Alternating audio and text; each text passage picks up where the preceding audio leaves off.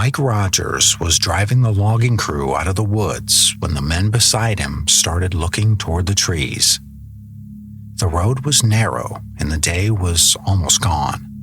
They'd been cutting timber and now all 7 of them were packed inside the truck, heading back toward town. Then something ahead caught their attention. Mike slowed down and stopped the truck. Through the trees, there was a glow where there shouldn't have been one. Not headlights or a campfire, something brighter than that, sitting low over the clearing near the road. The men leaned toward the windows. That's when Travis Walton opened the door. Mike watched him step down and move toward the light. Nobody else followed. Travis kept walking, leaving the road behind him, crossing the open ground while the others stayed inside and stared. Then the light changed. It came down from the object and struck Travis before anyone could understand what they were seeing. His body jerked backward, and for a second, nobody moved. Then the cab erupted. Men shouted over each other. Mike hit the gas. The tires grabbed the dirt, and the clearing fell away behind them. They left Travis there. For a few minutes, all they could do was drive. Then the fear started to turn into something else. Mike slowed the truck, turned it around, and headed back. When the headlights reached the clearing again, the glow was gone. The object was gone. And so was Travis.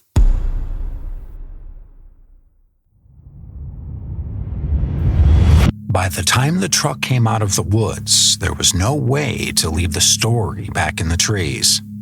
There was a missing man. 6 men had returned from the forest without the 7th, and the explanation they brought back was almost impossible to accept. They said they watched Travis Walton step out of the truck, walk towards something they couldn't explain, and disappear from the place where he should have been. Before the movie, before the interviews, and before the name Travis Walton became part of American UFO history, there was a truck coming out of the woods with 1 seat empty. Travis Walton was gone.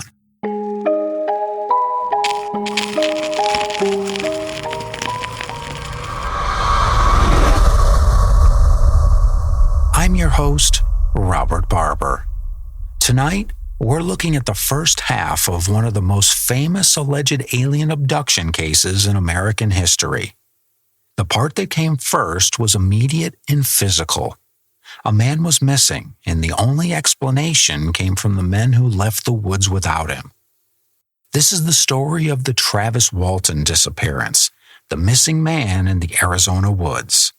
And this is State of the Unknown. On November 5th, 1975, Travis Walton was part of a logging crew working in the forests of eastern Arizona. The men spent their day cutting timber in the Sitgreaves National Forest near Heber.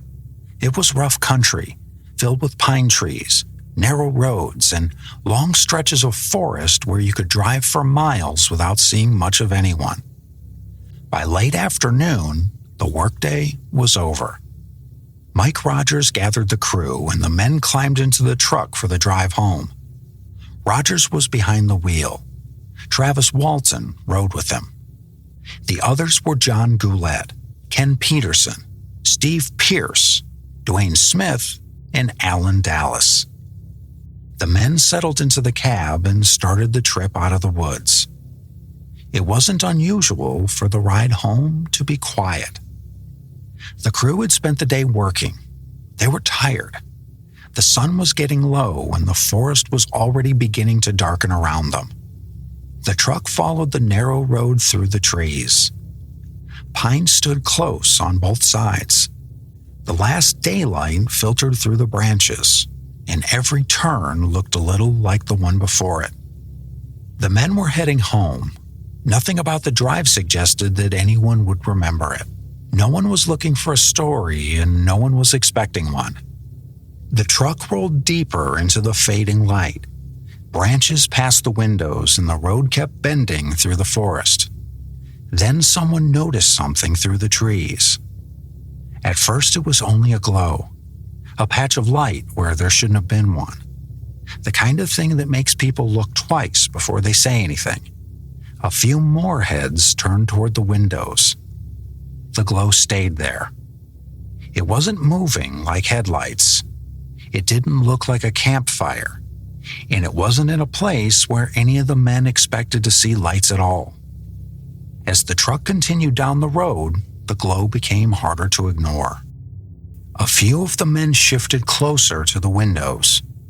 The road curved again. The light was still there. Closer now. Bright enough that nobody in the truck could pretend they hadn't seen it. Mike Rogers slowed down. Whatever was out there, it was close.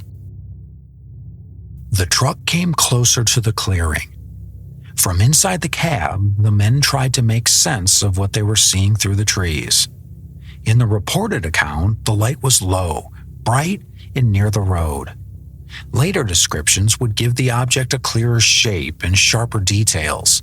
But in those first moments, the men were still trying to understand why there was a glow in the woods at all. Rogers slowed or stopped. The crew looked out. The road, the clearing, and the trees gave them only a partial view. The kind where your mind keeps trying to match what it sees with something familiar. Maybe headlights. Maybe a fire. Maybe equipment from another crew. But the men said it didn't fit. In their account, what they saw was a bright object hovering near the clearing. It was close to the ground, though not on it, and the light coming from it pulled every eye in the truck toward the same place. Then Travis Walton opened the door. He stepped down from the cab and moved toward the clearing. He left the road behind him and walked across the open ground toward the object. Some versions say the men shouted for him to come back. Whether those words were clear or confused, the picture is the same. Travis was outside. The rest of the crew was not. A few seconds earlier, all 7 men had been together in the truck, looking through the windows from the same place. Now Travis was in the clearing, moving closer, and 6 men were behind him, watching the distance grow. From where they sat, they could see him approach the light. They could see the object. They could see the space between him and the truck getting wider. Then, according to the crew, the object reacted. A light or beam came from it and struck Travis. It happened fast. The men said Travis's body jerked or was knocked backwards. And in that instant, they didn't have the time to sort out what they'd seen. They didn't have an explanation ready for it.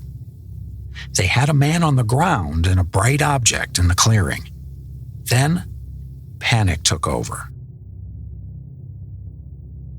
Inside the truck, everything broke loose at once. Men shouted. Mike Rogers hit the gas. The truck lurched away from the clearing and back down the forest road. The crew's own account leaves them with a terrible human fact. They drove away. They left Travis behind. It's easy, from a safe distance, to imagine what people should have done. Someone should have jumped out. Someone should have gone to Travis. Someone should have checked whether he was breathing. But the men in the truck later described fear taking over before thought could catch up. The truck moved away from the clearing.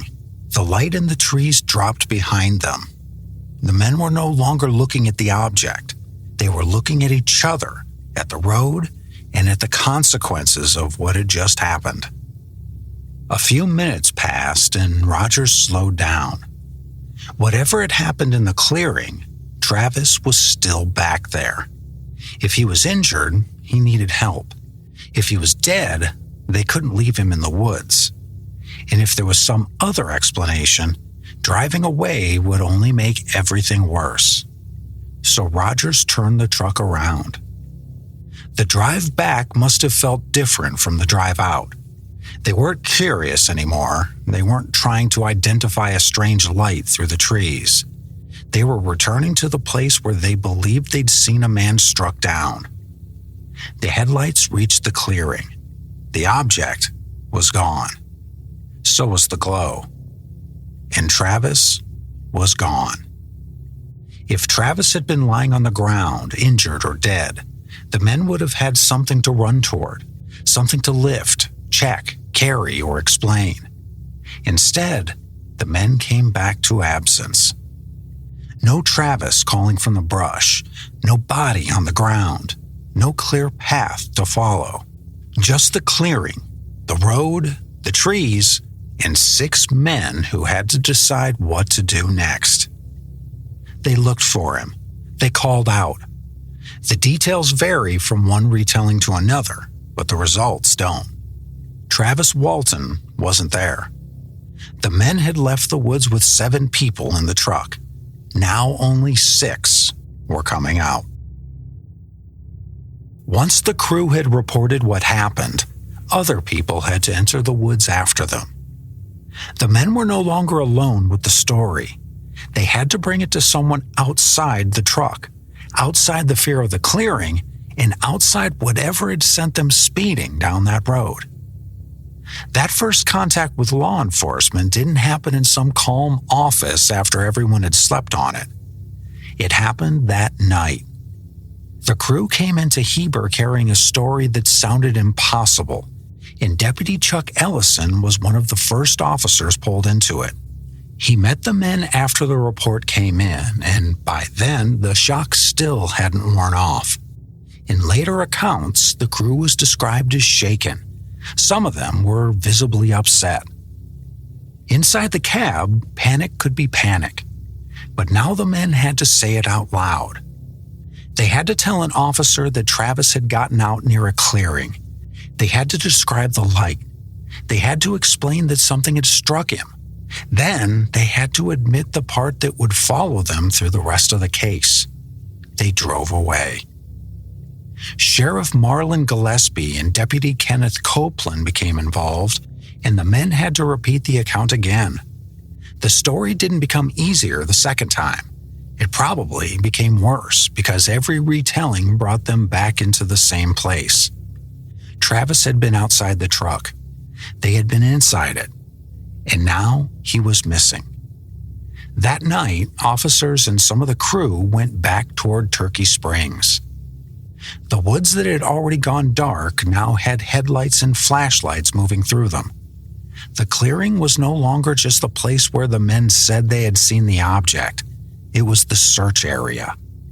They looked through the trees. They searched the ground around the road. They tried to find some sign of Travis. If he had crawled away injured, there should have been some direction to follow. If he had been hiding or confused, someone might have heard him. If there had been a struggle, there might have been marks, disturbed ground, something. But the search didn't give them a clean answer. The men had come back to an empty clearing, and now the officers were standing in the same problem with them. The search continued until after midnight before it was paused until morning. But pausing a search doesn't pause the disappearance. Travis was still out there somewhere, or he wasn't. And every hour that passed made both possibilities harder to sit with. Around the same early morning hours, Travis's family had to be told. Deputy Copeland and Mike Rogers went to see Travis's mother, Mary Walton Kellett. That detail would become one of the things people argued about later, because in a missing persons case, even grief can become something people try to interpret. But in the moment, the practical problem was still there. Mary had to contact her family. Travis's brother Dwayne had to be reached. The news had to move from officer to mother, from mother to son, from one house to another, while Travis himself was still nowhere to be found. By morning, the search had to begin again. People went back into the Turkey Springs area. The woods were searched in daylight now, with more eyes and more ground to cover. The concern was no longer only what the crew said they had seen, it was also the cold, the distance, and the fact that Travis had not come home. He had been working in the woods, not prepared to spend the nights alone in them. If he was injured, every hour mattered. If he was lost, the forest was large enough to hide him. Searchers covered the area and still found no Travis, no body, no clear sign of a fight, no simple trail leading away from the clearing. And with every failed search, attention turned back toward the men who had last seen him. The crew had to answer questions because investigators had no choice but to ask them. Had there been an argument? Had Travis been hurt some other way? Was the story about the object covering something that had happened in the woods? Those were not abstract questions. Those were the questions that come when a man is missing and the only witnesses give an explanation that sounds impossible. Mike Rogers was in a difficult position. He was the crew boss. He'd been driving the truck. He was also one of the people insisting they needed to keep looking. In the days after the disappearance, Rogers and Dwayne Walton pushed back when they felt the search was not enough. They went to the sheriff's office and complained that the search had been stopped too soon. Rogers was not only being questioned, he was pushing for the search to continue. Dwayne was not waiting quietly either. His brother was missing and he wanted the search to continue. Another search was organized. Accounts describe more searchers going back into the area and a helicopter being brought in to help cover the ground from above. From the air, the forest would have looked different. Roads, clearings, slopes, and timber stands could be scanned in a way searchers on foot couldn't manage. But even with more people and more effort, the results stayed the same. No Travis. The days began to stretch. By then, the story was no longer staying inside law enforcement. Word moved through Heber, Snowflake, and the surrounding communities. People heard that a young logger was missing. They heard that the men with him were telling a UFO story. They heard that police were searching the woods. Some people believed the crew. Some people did not. And some probably did what people often do when a story is too strange to accept all at once. They waited for the next piece of news. That next piece didn't come from Travis. It came from more questions. Reporters began paying attention. UFO investigators started circling the case while Travis was still missing. The story was becoming public before anyone knew whether it was a rescue, a crime, a hoax, or something no one could name. For the crew, the pressure kept tightening. They had already told their story to officers. They'd gone back to the scene. They had watched the search continue without finding Travis. Now the same account had to stand up while the outside world started looking in. By November 10th, the questioning had moved into another form. Members of the crew were given polygraph examinations. A polygraph is a lie detector test. It doesn't prove truth the way people often want it to, but in that moment, the purpose was not simply to ask whether the men had seen a UFO. The men were being asked whether they had harmed Travis, whether they knew where his body was, and whether the story from the clearing was covering a crime. By then, the questions were no longer only about the light in the clearing. 6 men had come out of the woods with an impossible explanation, and for days there had been no Travis to answer for himself. So the case kept turning back on them. Travis had walked toward a bright object in the clearing. A light had struck him. They had driven away, and when they came back, he was gone. But with Travis still missing, every part of it carried another question underneath. For days, searchers went into the woods. Families waited for news. Officers questioned the men who came back. And Travis Walton was still gone. As the search continued, time became its own pressure. One night missing is frightening.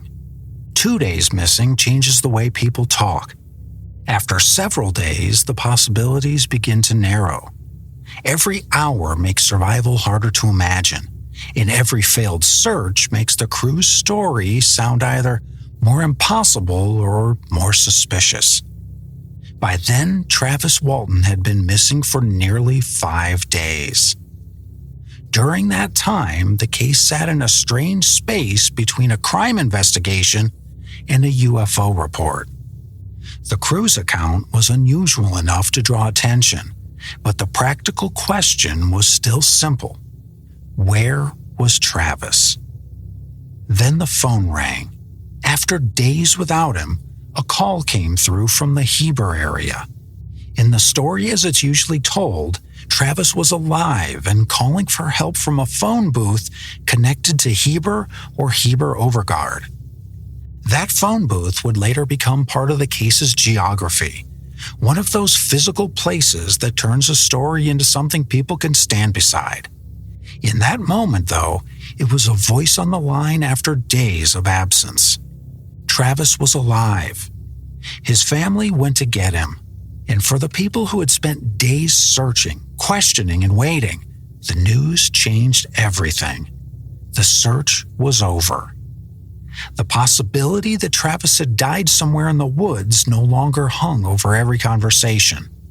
For his family, there was finally something they had not had for days: certainty. For the crew, there was relief too. Whatever they believed had happened in that clearing, Travis was no longer missing. He was alive and able to speak for himself. That call changed everything in the most immediate way. Searchers no longer had to look for a body in the woods. The crew no longer had to live with the possibility that their panic had left Travis dead in the clearing. Law enforcement no longer had the same missing person emergency it had before. But the return didn't close the case. It changed the question. For several days, the question had been where Travis Walton was. Now he was back. And the question became, where had he been?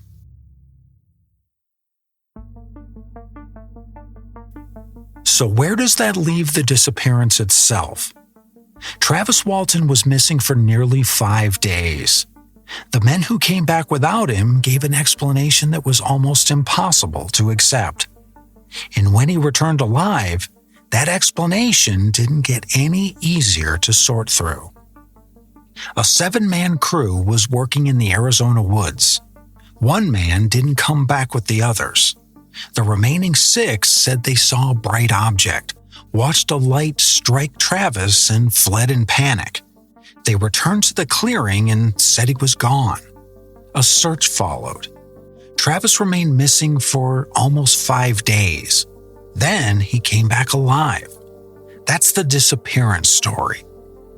What makes it harder to dismiss quickly is that this didn't begin as one person telling a private story after the fact. It began with several men coming out of the woods and giving an explanation that put them in a dangerous position. If they were trying to make themselves look innocent, the story they told didn't do that cleanly. They admitted they fled. They admitted they left Travis behind.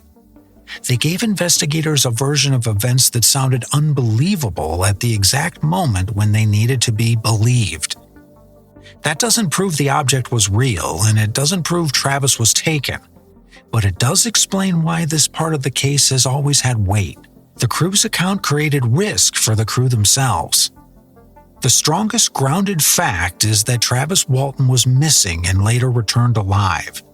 The strongest reported element is the crew's shared account of what happened at the clearing. The missing person timeline is one thing. The crew's explanation for it is another. The object, the beam, and the exact physical sequence in the clearing are all reported claims. They come from the men in the truck. The descriptions have been retold many times, and some details shift depending on the source. The safest version is also the simplest. The crew said they saw a bright object or light. Travis approached it. A light struck him, and when they returned, he was gone. The case gets weaker when people try to make every detail too precise. The more specific the object becomes, the more every measurement and visual feature has to be defended. The same is true with the timing. Some accounts give a rough amount of time between the crew fleeing and returning to the clearing, but that moment happened under stress, in fear, and in the dark. The exact timing matters less than the sequence. They fled. They came back. Travis wasn't there. The cleanest skeptical reading is that the crew's story may have been a cover. That possibility was there from the start because Travis was missing and the men were the last known people with him. Later skeptics would point to the logging contract and the possibility that the crew had a reason to invent something dramatic.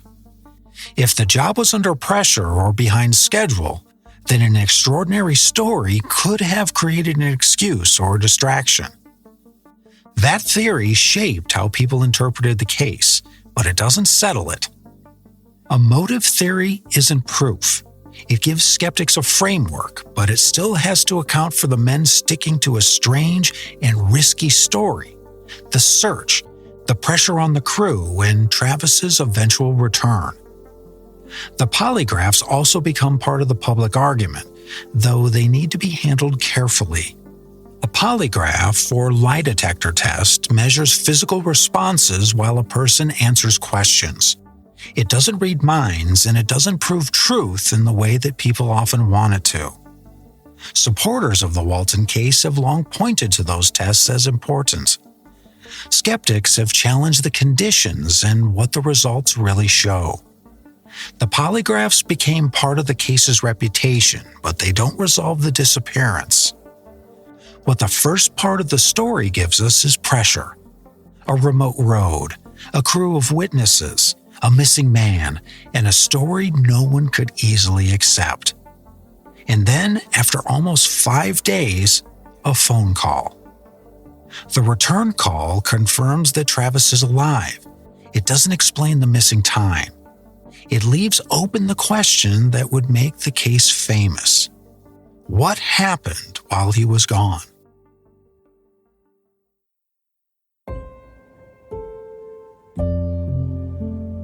What stands out to me about the Travis Walton case is how different it feels when you don't start with the aliens. Most people know the title, the movie, or the basic shorthand. A man says he was abducted by a UFO. That version is easy to file away as belief or disbelief. You either accept it or you reject it and then move on. But the first part of the story is harder to flatten. 6 men come out of the woods without the 7th. That's the part I keep coming back to. Before anyone could debate the inside of a craft, before anyone could argue over hypnosis, polygraphs, or movie scenes, there was an empty place in the forest where Travis Walton was supposed to be. There were men who had to live with the fact that they drove away. There were officers trying to treat an impossible story like a real missing persons case because a real person was gone. That's where the human consequence lives. The unknown isn't only in the light above the clearing. It's in the space between panic and responsibility. It's in the moment when fear makes people run, and then conscience makes them turn around. And it's in the fact that the same story that might explain what happened also makes the people telling it look suspicious. This part of the Travis Walton story doesn't give us enough to decide anything. That would be too easy and, honestly, too fast. What it asks is whether we can sit with the first problem honestly. A man disappeared. The only people who saw what happened gave an explanation that sounded impossible. Then, days later, he came back alive. And if the crew's account is true, then the most unsettling part may not be the object itself. It may be how little control anyone had once it appeared. Travis made one choice. The crew made another. Then everything else had to live inside the space those choices left behind. The family waiting, the officers searching, and 6 men trying to explain why they came back without him. The disappearance had an ending. The story did not. This has been State of the Unknown. The Travis Walton disappearance remains one of those cases where the first mystery is not what he later described. It's what happened in the woods before he ever came back. Maybe the crew saw something extraordinary. Maybe fear, pressure, and confusion built a story that became larger than the men inside it. What remains is the image that started it all. A truck on a forest road, a light in the trees, and 6 men returning to a clearing where their friend was gone. In the next episode, we'll follow that part of the story only Travis Walton could tell. What he said happened while he was missing. If you've been enjoying these stories, leaving a rating or review in your podcast app really does help more people find the show. On Spotify, it's just a tap of the stars. On Apple Podcasts, you can even leave a short written review. I read them and I really do appreciate every one. And if you want to make sure you don't miss the next story, just hit follow in your podcast app so it shows up automatically when it drops. Until next time, stay curious. And who knows? Maybe the next light you see through the trees is just someone turning onto a back road. Or maybe it's something waiting in the clearing.